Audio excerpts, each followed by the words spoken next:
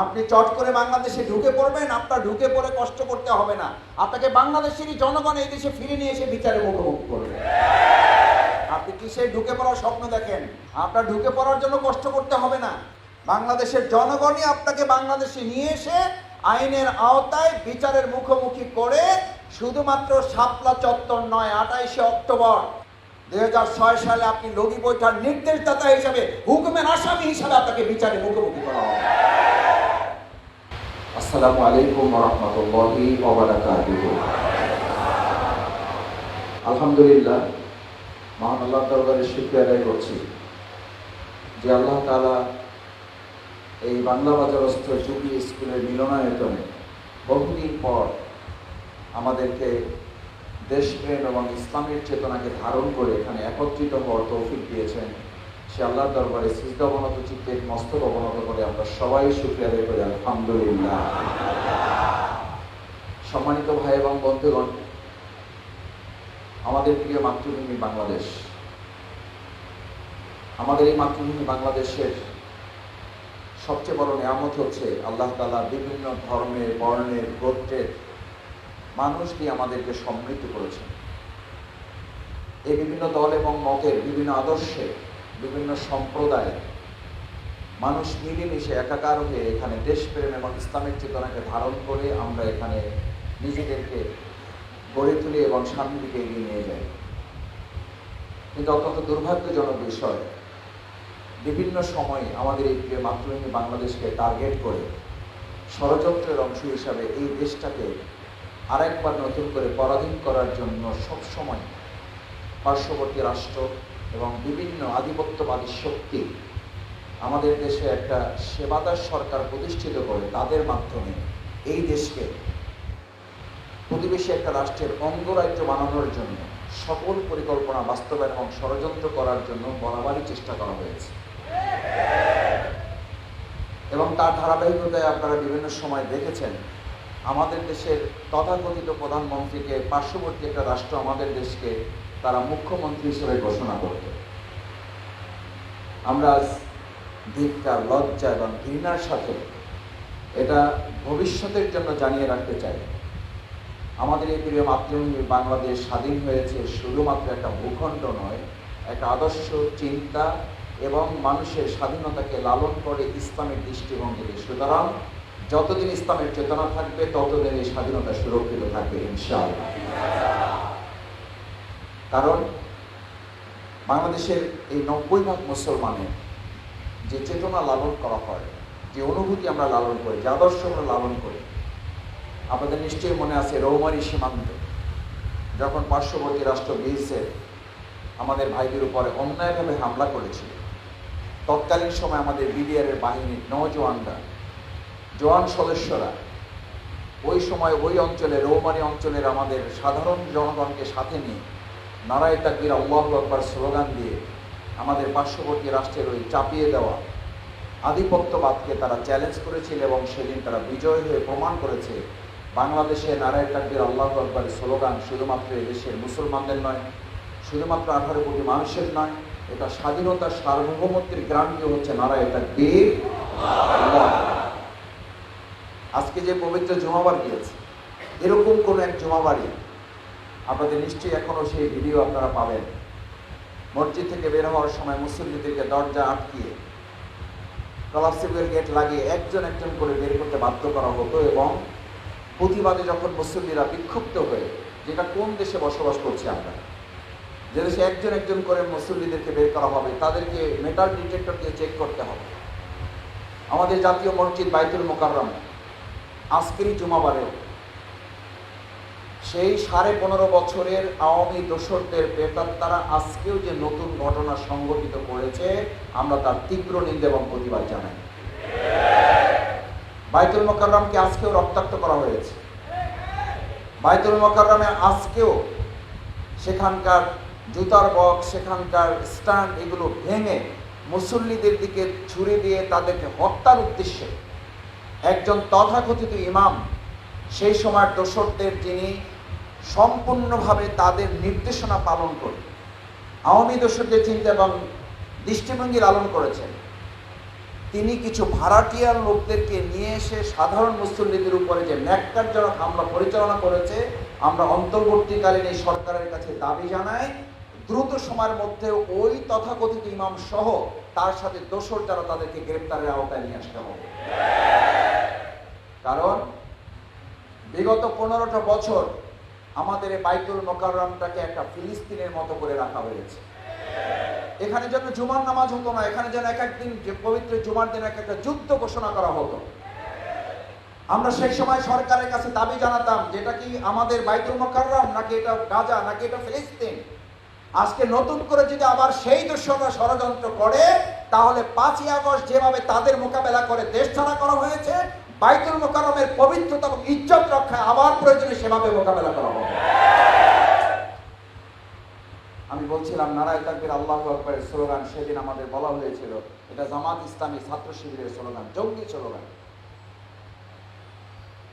নারায়ে তাকবীর আল্লাহু আকবার জঙ্গি স্লোগান নয়, জামাত ইসলামী ছাত্র শিবিরের স্লোগান নয়, এটা দেশের মুসলিম এবং 18 কোটি মানুষের নিরাপত্তা এবং গ্যারান্টির স্লোগান। কি দুর্ভাগ্যজনক বিষয়, আমাদের সেই তথাকথিত বিনা ভোটের প্রধানমন্ত্রী একই সাথে দেখবেন পত্রিকায় ছবি আছে মাথায় নেকাব করা, আর এক সাথে তসবিহ ছবি, তার পাশে এদেশের মুসলমানদের টুপি কুকুরের মাথায় দিয়ে এদেশের মুসলমানদের এদেশের টুপি রাসূল করিম সাল্লাল্লাহু আলাইহি সাল্লামের সুন্নাহকে বেইজ্জত শুধু না অপমান এবং লাঞ্ছিত করার অপরাধেও সেই তথাকথিত প্রধানমন্ত্রীর বিচার হবে। পরিকল্পিতভাবে আমাদের আলেম সমাজকে 2013 সালের সেই শাপলা চত্বরে শুধু খুন করাই হয়নি, শুধু শহীদ করাই হয়নি, আপনাদের মনে করা হয়েছে সেই শহীদের রক্তের সাথে এমন বেঈমানি বিশ্বাসঘাতক এমন তামাশা মশকরা করা হয়েছে যে সেই আলেমদেরকে হত্যা করে তার মন্ত্রীরা বলেছে 5 মিনিটের মধ্যে আমরা তো সব শেষ করে দিয়েছি। তো তার মন্ত্রী যখন বলেছে 5 মিনিটে শেষ করে দিয়েছে, আর সেই তথাকথিত প্রধানমন্ত্রী সংসদে বক্তব্য দিয়েছেন যে আলেমরা রক্ত মেখে নাকি সেখানে শুয়েছিল। আপনি চট করে বাংলাদেশে ঢুকে পড়বেন, আপনার ঢুকে পড়ে কষ্ট করতে হবে না, আপনাকে বাংলাদেশেরই জনগণ এই দেশে ফিরে নিয়ে এসে বিচারের মুখোমুখি করবে। আপনি কিসে ঢুকে পড়ার স্বপ্ন দেখেন? আপনার ঢুকে পড়ার জন্য কষ্ট করতে হবে না, বাংলাদেশের জনগণই আপনাকে বাংলাদেশে নিয়ে এসে আইনের আওতায় বিচারের মুখোমুখি করে শুধুমাত্র শাপলা চত্বর নয়, 28শে অক্টোবর 2006 সালে আপনি লগি বৈঠার নির্দেশদাতা হিসাবে হুকুমের আসামি হিসাবে আপনাকে বিচারের মুখোমুখি করা হবে। আপনি শুধু এখানেই শেষ করেছেন? আমরা কোন একটা অন্ধকার জগতে ছিলাম যে সরকারে আসার আগেই ঘোষণা করেছিল, মনে আছে আপনাদের 2006 সালের আগে? সেই সময় কি ঘোষণা ছিল? একটা লাশ পড়লে 10টা লাশ পড়বে। এই ঘোষণা যে মহিলা দিতে পারে সে মহিলার কাছে তার দল শুধু না, দেশ শুধু না, কোনো একজন মানুষও নিরাপদ থাকতে পারে না। আজকে এই যে একটু আগে আমাদের ইসলামী সঙ্গীত পরিবেশন হয়েছে, আসলে সে শুধুমাত্র জামাত ইসলামী, ইসলামী ছাত্র শিবির আর ব্যবসায়ী আর কতিপয় মানুষদেরকে জিম্মি করে নেয়, লাশ করে নেয়, গোটা বাংলাদেশকে একটা কবরস্থানে পরিণত করে দিয়েছিল, গোটা বাংলাদেশকে একটা জেলখানায় পরিণত করে দিয়েছিল, গোটা বাংলাদেশের মানুষকে জেল আবদ্ধ করে আমাদের মুখ বন্ধ করে একটা আয়নাঘর রচনা করে আমাদের সকলকে একটা শৃঙ্খলার মধ্যে তিনি এমন ভাবে আটকে দিয়েছিলেন, তিনি মনে করেছিলেন 41 সাল পর্যন্ত তিনি ক্ষমতায় স্থায়ী করবেন। আর জনগণের আন্দোলন, তীব্র ক্ষোভ এবং মানুষের বিক্ষুব্ধ মনোভাব এমন জায়গায় নিয়ে গেছে যে আপনি 41 সেকেন্ড কথা ওই দেশে মানুষের সামনে বলে যেতে পারেন নাই। সম্মানিত ভাই এবং বন্ধুগণ, আমাদের দেশের সেই সংকটকালীন মুহূর্তে আপনাদের মনে থাকার কথা, এই তথাকথিত প্রধানমন্ত্রী বিনা ভোটের, রাতের ভোটের প্রধানমন্ত্রী যখন আর কোনো দিক থেকে কুলিয়ে উঠতে পারছেন না, আজকে সম্মানিত ব্যবসায়ী নেতৃবৃন্দ এখানে আছেন, আমার শ্রদ্ধেয় ব্যবসায়ী ভাইয়েরা এখানে আছেন, আমাদের এই বাংলা বাজার আপনারা প্রত্যেকে এখানে সাক্ষী, শুধুমাত্র তার দোকানে একটা তাফসীর, কোরআনের একটা তাফসীর লেখার কারণে এখানকার বহু ব্যবসায়ীদেরকে নানা কারণে শুধু হয়রানি না, গ্রেপ্তার করে রিমান্ডে নিয়ে তাদেরকে ক্ষতিগ্রস্ত করা হয়েছে। বাংলাদেশে বাংলা বাজারে আর এরকম কোনো পরিস্থিতি তৈরি করতে দেওয়া হবে না। এখানে এখানে প্রত্যেক ব্যবসায়ী স্বাধীনভাবে তার তার পেশায় তার আদর্শ মতবাদ নিয়ে এখানে ব্যবসা করবে উন্মুক্তভাবে। কোনো ধরনের সন্ত্রাস, নৈরাজ্য, দখলবাজি, চাঁদাবাজির পরিস্থিতি এখানে কাউকে তৈরি করতে দেওয়া হবে না। যদি রবীন্দ্রনাথের বই সমগ্র উপন্যাস সমগ্র থাকতে পারে, তাহলে তাফসির গ্রন্থ তাফসির সমগ্র থাকতে পারবে না কেন? যদি হুমায়ুন আহমেদ রচনা উপন্যাস সমগ্র থাকতে পারে, তাহলে হাদিস খণ্ড থাকতে পারবে না কেন? যদি আপনার অন্যান্য ধর্মের সব গ্রন্থ এখানে থাকতে পারে, তাহলে মহাগ্রন্থ আল কোরআন, হাদিস, ইসলামী সাহিত্য বিক্রির অপরাধে আমাদের বাংলা বাজারের শত শত দোকান মালিককে এখান থেকে দোকান ছাড়া করা হয়েছে, দোকান বন্ধ করে দেওয়া হয়েছে, তাদেরকে ধরে নিয়ে নির্যাতন করা হয়েছে, অর্থনৈতিকভাবে তাদেরকে পঙ্গু করে দেওয়া হয়েছে।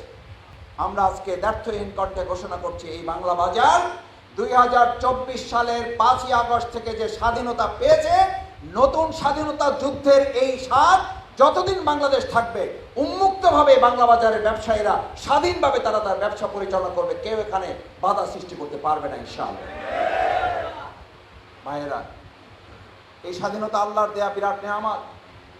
আল্লাহ তাআলা আমাদেরকে স্বাধীন করে পৃথিবীতে পাঠিয়েছেন। আমাদের এই স্বাধীনতার পায়ে শৃঙ্খল পরানোর আপনি কে? নতুন করে আজকে স্বাধীনতা যোদ্ধা আমরা আজকে যে বৈষম্য বিরোধী ছাত্র আন্দোলন, এই বৈষম্যের জায়গায় তো ছাত্র আন্দোলন করেছে কেন? শুধু কোটা আর মেধা না, আপনাদের মনে আছে কোটা আর মেধা এই স্লোগান বাদ দিয়ে পরবর্তীতে 10 দফা দাবি দেওয়া হয়েছিল। এই 10 দফা দাবি সর্বশেষ এটা কয় দফা দাবিতে পরিণত হয়েছে? 1 দফা। এই 1 দফা দাবি কখন পরিণত হয়েছে?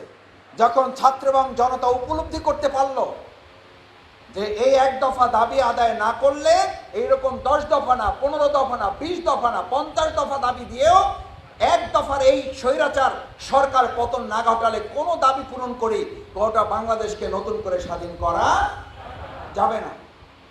সম্মানিত ভাই এবং বন্ধুগণ, আমরা 2024 সালে 5ই আগস্ট এবং জুলাই এই সময়ের মধ্যে সহ বাংলাদেশের যে সমস্ত স্বৈরাচারী সরকারের বিরুদ্ধে আন্দোলন করতে গিয়ে যারা জীবন দিয়েছেন, আমরা আল্লাহ তাআলার দরবারে তাদের জন্য দোয়া করি, আল্লাহ তাআলা তাদের জন্য শহীদ হিসাবে কবুল করেন। যারা এখন আহত পঙ্গু অবস্থায় আছেন, আপনারা জানেন এখনো অনেকে অন্ধ হয়ে আছেন, হাত হারিয়েছেন, পা হারিয়েছেন, চোখ হারিয়েছেন, চিরতরে পঙ্গু হয়ে গেছেন, প্যারালাইজড হয়ে গেছেন। এই যে আহত, নিহত, পঙ্গু, চোখ হারানো, হাত পা হারানো ভাইয়েরা, বোনেরা, বিভিন্ন শ্রেণী পেশার মানুষেরা একটা নতুন স্বাধীনতা আমাদেরকে নিয়ে এসে দিল। আমি আজকে আপনাদের কাছে জানতে চাই, এই জীবন দেওয়া লোকগুলো, এই হাত পা হারানোর, পঙ্গুত্ব বরণ করা ভাইগুলোর সামনে রেখে আমরা নতুন স্বাধীনতার পাহারাদারি করার জন্য আমরা কি রাজি থাকবো ইনশাআল্লাহ?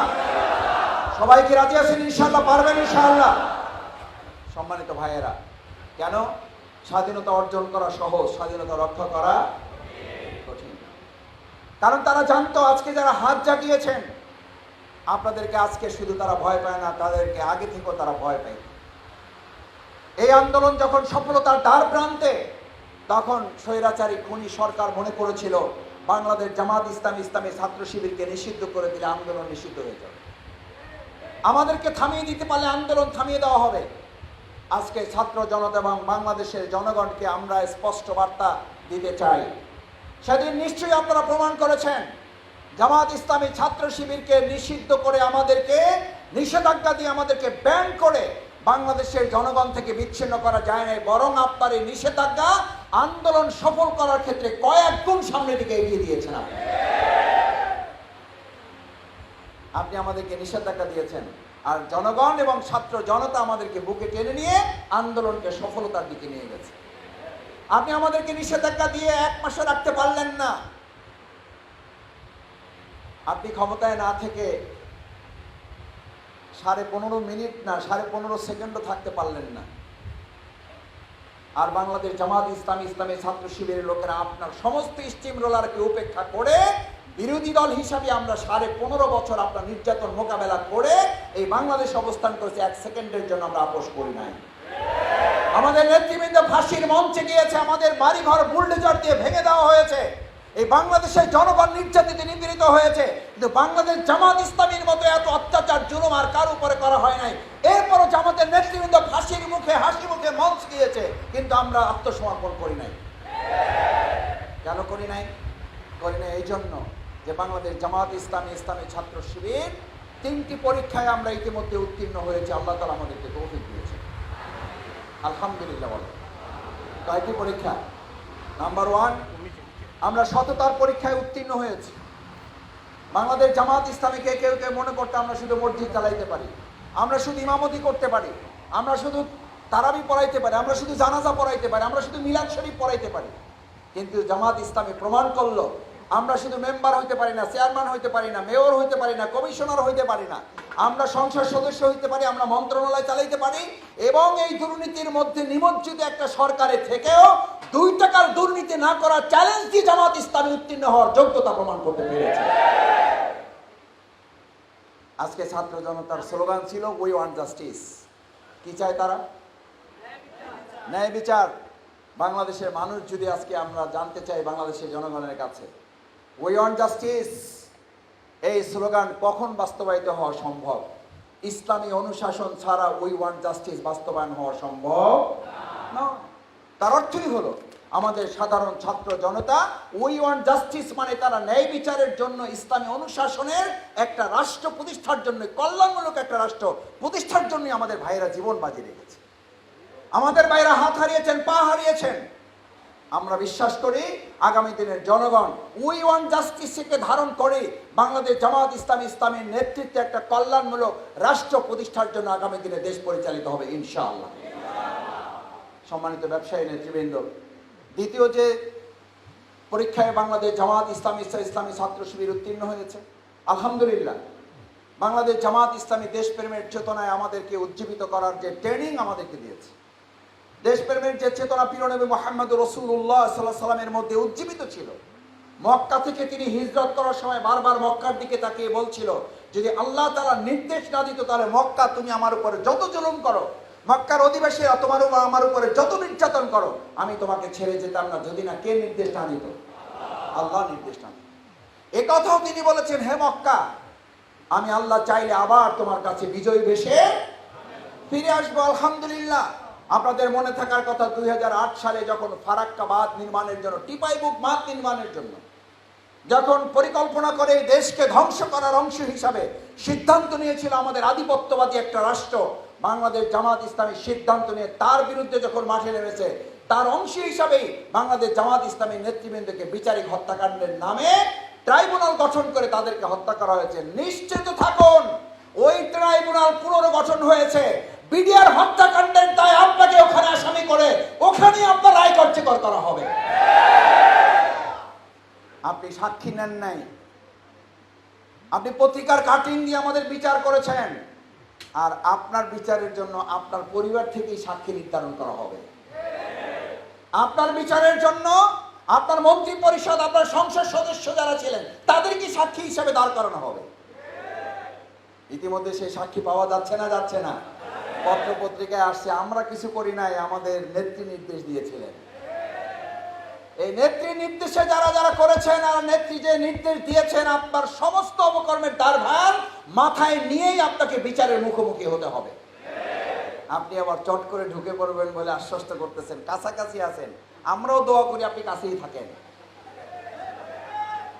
আপনাদের জন্য তো দোয়া করার দোয়া কবুল হবে বলে করেন, জালিমের জন্য দোয়া আল্লাহর কাছে কি হয় না? কবুল হবে না। তারপর আমরা আল্লাহর কাছে দোয়া করি আপনি কাছেই থাকেন এবং আল্লাহ তাআলা এই জনগণের কাছে আপনাকে নিয়ে এসে বিচারের কাঠগড়ায় দাঁড় করানো পর্যন্ত যেন আপনি বেঁচে থাকেন। আমাকে কেউ কেউ বলে যে ভাই, শেখ হাসিনার তো আল্লাহর একটা বিচার দেখলাম, তা আল্লাহ তাআলা এই মহিলাটাকে বাঁচায় রাখলেন কেন? তা আমি বললাম, নিশ্চয়ই এর মধ্যে আল্লাহর কোনো পরিকল্পনা আছে। এই মহিলা যদি একবারে মারা যেত তাহলে একবারে মৃত্যুবরণ করত, আর এই মহিলাকে আল্লাহ তাআলা বাঁচিয়ে রেখে বাংলাদেশের এই সুন্দর দৃশ্য, নারায়ে তাকবীরের স্লোগান, আল্লাহু আকবারের স্লোগান, উই ওয়ান্ট জাস্টিসের স্লোগান, যে মূর্তিগুলো সে বানায় রেখেছিল, এই মূর্তিগুলোর গলায় রশি লাগিয়ে টানা আর এগুলোর দিকে জুতা মারা, এই দৃশ্য যে যতবার দেখে ততবার একবার করে সে মৃত্যুর মুখে পতিত হয়। এই দৃশ্য দেখানোর জন্যই আল্লাহ তাকে বাঁচিয়ে রেখেছে। ও মরলে তো একবার মরে যেত, আর আল্লাহকে বাঁচিয়ে রেখেছেন শুধু এই জন্য ও যেন প্রতি সেকেন্ডে একবার কি করে? মৃত্যুবরণ করে। আমরা বহুবার বলেছি, নিজের বাপের আর নিজের পরিবারের দেশ বানায়েন না, নিজেরা নিজের দেশ আর পরিবারের দেশ বানাইতে গেলে আপনি ক্ষমতা রক্ষাও করতে পারবেন না, আর এটা সম্মানজনক হবে না। সম্মানিত ভাই এবং বন্ধুগণ, আমি আপনাদের কষ্ট বাড়াতে চাই না। আমরা সেই সময় বলেছিলাম, আপনি বাপের এবং বাপের পরিবারের ইতিহাস, আপনার নিজের ইতিহাস এই দেশের জাতির উপরে চাপিয়ে দিতে চেয়েছিলেন, আর জনগণ চেয়েছিল আমার এই প্রিয় মাতৃভূমি বাংলাদেশ দেশপ্রেম এবং ইসলামের চেতনা এটাকে উজ্জীবিত করবেন। আজকে প্রমাণিত হয়েছে এই দেশের জনগণের উপরে একটা পরিবার, একটা ব্যক্তির ইতিহাস চাপিয়ে দিয়ে আপনি ক্ষমতা কুক্ষিগত করতে পারেন নাই। জনগণের ক্ষমতা তাদের কাছে ফিরিয়ে দেওয়া হয়েছে। আগামী দিনে নির্বাচিত একটা সরকারের মাধ্যমে এদেশের জনগণের মালিক জনগণ কি করে দেওয়া হবে ইনশাআল্লাহ। আমরা বহু আগে বলেছিলাম আমাদের নিবন্ধন আপনারা কেড়ে নিয়েছেন, এখনো ভিডিওতে পাওয়া যাবে। আমরা ওই সময় বলেছিলাম আমরা নিবন্ধন চাই না, আমরা ইউনিয়ন নিয়ে বাঁচতে চাই। যারা এই দেশের মালিকানা মনে করে যে সর্বশক্তির মালিক হচ্ছে জনগণ, আমরা বলেছি সর্বশক্তির মালিক হচ্ছে কে? আল্লাহ সুবহানাহু ওয়া তাআলা। এই কারণে আমাদের নিবন্ধন বাতিল করা হয়েছে। আমরা ওই সময় প্রশ্ন করেছিলাম, আমাদের দাড়িপাল্লা কেড়ে নেওয়া হয়েছে, সুপ্রিম কোর্টের ওটা একটা সিম্বল আছে। তা আমরা বলেছিলাম আপনাদের এই নৌকার প্রতীক এবং বাংলাদেশের আরো বহু প্রতীক তো জাতীয় প্রতীক হিসেবে ব্যবহৃত হয়, কই আপনাদের প্রতীক তো নিষিদ্ধ হয় নাই। যেই যুক্তিতে দাড়িপাল্লা কেড়ে নিয়েছেন, যেই যুক্তিতে জামাত ইসলামের নিবন্ধন কেড়ে নিয়েছেন, এই সমস্ত যুক্তি খোঁড়া যুক্তিতে পরিণত হয়েছে, যার কারণে এই দেশের জনগণ সিদ্ধান্ত নিয়েছে আওয়ামী লীগের এই সমস্ত অপকর্মের বিচার না হওয়া পর্যন্ত শুধুমাত্র তারা নয়, তাদের আদর্শিক রাজনৈতিক কোনো কার্যক্রমে বাংলাদেশে আর চলতে দেওয়া হবে না। কেন চলতে দেওয়া হবে না? চলতে দেওয়া হবে না এই জন্যই যে এটা তো তারাই ঘোষণা করেছে 2024 সালে 5ই আগস্টের পর তথাকথিত প্রধানমন্ত্রীর ছেলের ভিডিও এখন আসে না নাই। এই দেশের জনগণের প্রতি তাদের কোনো দায়িত্ব নাই। তো দায়িত্বই যদি না থাকে আপনাদের এই দেশ নিয়ে আর ভাবনার কি আছে? আপনারা এই দেশকে ছেড়েছেন, আপনাদেরকে আমরা অবসর দিয়ে দিলাম, আপনাদেরকে আমরা রিটায়ার্ডে পাঠাই দিলাম। আপনারা এখন নিশ্চিন্তে থাকেন, কারণ আপনারা এই বাংলাদেশে যত না ঘরবাড়ি করেছেন তার চেয়ে বেশি ঘরবাড়ি বিদেশে, তার চেয়ে বেশি সম্পদ আপনারা বাংলাদেশের বাইরে পাচার করেছেন। কারণ আপনারা নিজেরাও জানতেন যত অপকর্ম আপনারা করেছেন, বাংলাদেশের নাগরিক হিসেবে থাকার যোগ্যতা আপনারা বহু আগেই হারিয়ে ফেলেছেন। সম্মানিত ভাই এবং বন্ধুগণ, আসুন বাংলাদেশ জামাত ইসলামের 3টি মৌলিক দাওয়াত আপনাদেরকে দিয়ে আমার কথা শেষ করে সংক্ষেপে। নাম্বার 1, বাংলাদেশ জামাত ইসলামে ব্যক্তির মতদর্শের ভিত্তিতে একটা সমাজ রাষ্ট্র পরিবর্তন হতে পারে না। কারণ ইতিমধ্যেই ছাত্রদের মধ্যে, জনতার মধ্যে স্লোগান আছে, তাদের মধ্যে পরিবর্তনের লক্ষ্য আছে। তারা পরিবর্তনের কথা বলে যে আমরা এক স্বৈরাচার থেকে আর এক স্বৈরাচারে যেতে চাই না, আমরা এক স্বৈরতন্ত্র থেকে আর এক স্বৈরতন্ত্র যেতে চাই না। আমার মন বলে বাংলাদেশের জনগণের মধ্যে আকাঙ্ক্ষা তৈরি হয়েছে যে মানব রচিত মতবাদের ভিত্তিতে একটা দেশ পরিচালিত হলে কতটুকু ভালো হতে পারে সেই দেখা ইতিমধ্যে কি হয়ে গেছে। এখন শুধু দেখা বাকি আছে কিসের ভিত্তিতে? ইসলামের ভিত্তিতে। আগামী দিনে বাংলাদেশ জামাত ইসলামী ইসলামের ভিত্তিতে দেশ পরিচালিত করে পরিবর্তন সাধন করবে ইনশাআল্লাহ। সেই পরিবর্তনের জন্য কি আপনারা কাজ করতে রাজি আছেন? ইনশাআল্লাহ পারবেন ইনশাআল্লাহ সবাই? আল্লাহ আমাদের হাতগুলো কবুল করুন। দ্বিতীয় কথা হচ্ছে, বাংলাদেশ জামাত ইসলামী আমরা কারো উপরে প্রতিশোধ পরায়ণ হতে বিশ্বাস করি না। আমাদের উপরে নির্যাতন হয়েছে, নিষ্পেষণ হয়েছে, এর বিচার আইনগত প্রক্রিয়া হবে। আপনারা ইতিমধ্যে লক্ষ্য করেছেন কেউ কেউ এই ভালো পরিস্থিতিটাকে প্রশ্নবিদ্ধ করার জন্য ঢাকা বিশ্ববিদ্যালয়ে তোফাজ্জল নামে একটা ছেলেকে নির্মম নির্যাতন করে হত্যা করা হয়েছে। বাংলাদেশ জামাত ইসলামী তীব্র নিন্দা এবং প্রতিবাদ জানিয়েছে, এবং ইতিমধ্যে আপনারা শুনেছেন 6 জনকে গ্রেফতার করা হয়েছে, তার মধ্যে 4-5 জনই হচ্ছে ছাত্রলীগের। আমরা অবিলম্বে তোফাজ্জল সহ জাহাঙ্গীরনগর বিশ্ববিদ্যালয়ে যে বিচার বহির্ভূত হত্যাকাণ্ডের মাধ্যমে যাদেরকে নির্মমভাবে হত্যা করা হয়েছে, আমরা দৃঢ়ভাবে বিশ্বাস করি ইতিমধ্যে প্রমাণিত হয়েছে এই ঘটনার সাথে বিভিন্ন পর্যায়ে লুকিয়ে থাকা বিগত সরকারের ছাত্রলীগের গুন্ডা বাহিনী এখনো সন্ত্রাস করছে। আইনগতভাবে তাদের বিরুদ্ধে পদক্ষেপ গ্রহণ করতে হবে। এই পদক্ষেপ গ্রহণ করার জন্যই আমরা, আপনারা যারা আছে, আমাদেরকে পাহারাদারি ভূমিকা আমরা পালন করবো ইনশাআল্লাহ। সম্মানিত ভাই এবং বন্ধুগণ, সবশেষে যে তৃতীয় আহ্বানটি আপনাদেরকে জানাতে চাই, রাষ্ট্র পরিবর্তন হবে, রাষ্ট্র সংস্কার হবে। রাষ্ট্র সংস্কারের জন্য ব্যক্তির সংস্কার হতে হবে। আমরা একটা সোনার বাংলা চাই, কিন্তু সোনার বাংলার জন্য আমাদের সোনার মানুষও লাগবে। এই সোনার মানুষ তৈরি করার কাজই করছে বাংলাদেশ জামাত ইসলামী। আমি যদি আপনাদের কাছে আহ্বান জানাই, বাংলাদেশ জামাত ইসলামী এই সূত্রাপুরকে একটা সোনার সূত্রাপুর করতে চায়, এই বাংলা বাজারকে একটা সোনার বাংলা বাজার করতে চায়, এই বাংলা বাজার মার্কেটকে একটা সোনার বাংলা বাজার মার্কেট করতে চায়। সে লক্ষ্যে যদি আমরা সোনার মানুষ তৈরি করার চেষ্টা করি, সেই চেষ্টাকে আপনারা সহযোগিতা করবেন ইনশাআল্লাহ। সেই চেষ্টার জন্য বাংলাদেশ জামাত ইসলামী সূত্রাপুর থানা দক্ষিণ আজকে আপনাদেরকে আহ্বান জানিয়েছে, আসুন আমরা রাষ্ট্র সংস্কার চাই, তার জন্য প্রয়োজন ব্যক্তির সংস্কার। আমাদের রাষ্ট্র সংস্কারের জন্য প্রয়োজন ব্যক্তির পরিশুদ্ধিতা। বাংলাদেশ জামাত ইসলামী সেই পরিশুদ্ধ মানুষ তৈরি করতে চায়, সেই সৎ মানুষ তৈরি করতে চায়, সেই আদর্শের যোগ্যতার ভিত্তিতে মানুষ তৈরি করতে চায়। আলহামদুলিল্লাহ আমরা প্রমাণ করতে সক্ষম হয়েছি। আকণ্ঠ নিমজ্জিত একটি সরকারের মধ্যেও যারা দায়িত্ব পালন করেন, তারা যদি সৎ থাকতে চান, তাহলে সৎ থাকার ইচ্ছা থাকতে তারা সৎ থাকতে পারেন।